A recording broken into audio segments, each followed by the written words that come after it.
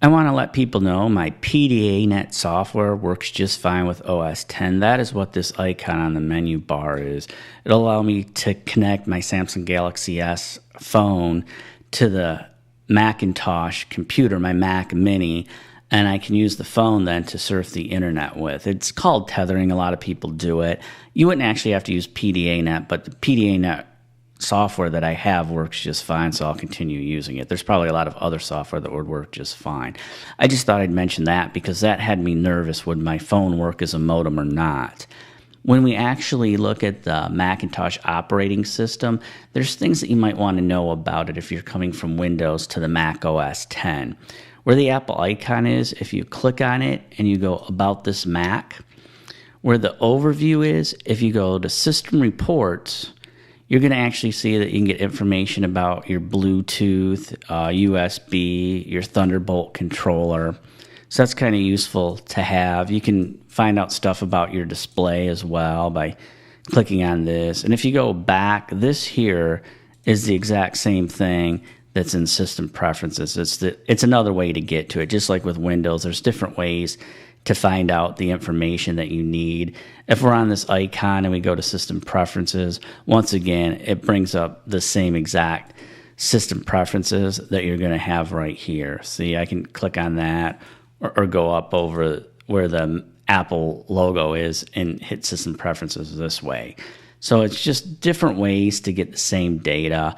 If we go to Other and we go into System Information, once again, we can find out about the Bluetooth.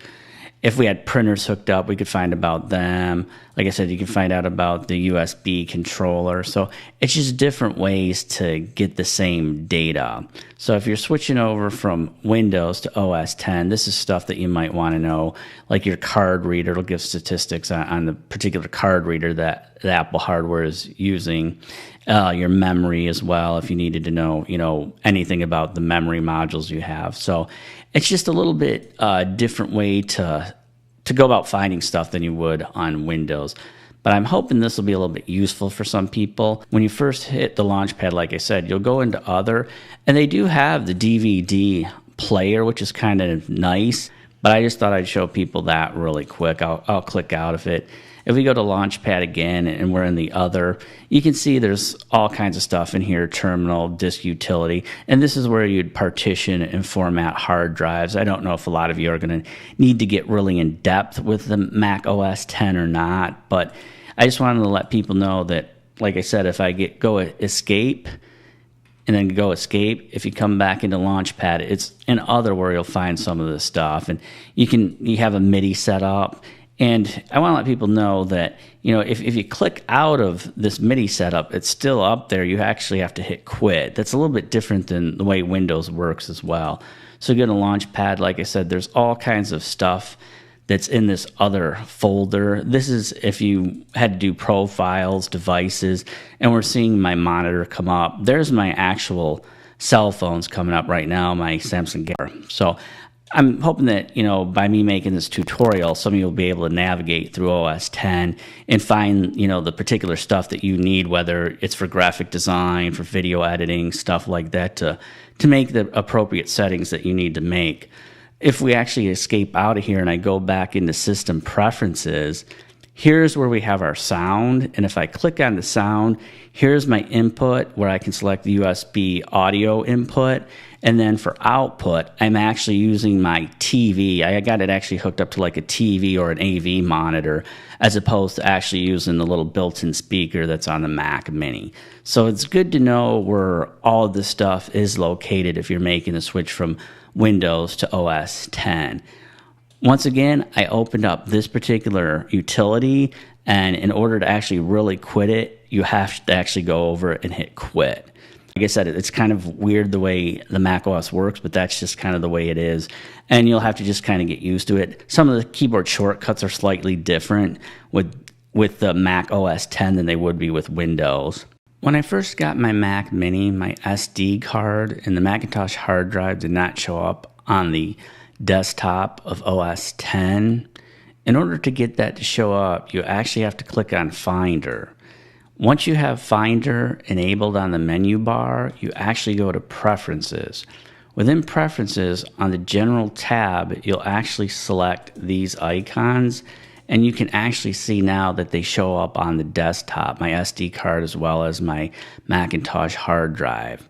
As you can tell, the hard drive doesn't show up on the sidebar either. In order to get it to show up on the sidebar, you actually have to select these devices here. Now you're seeing them show up on the sidebar. You would think that OS X would have that set up like this by default and also show them on the desktop. And then if you didn't want them, you could disable them.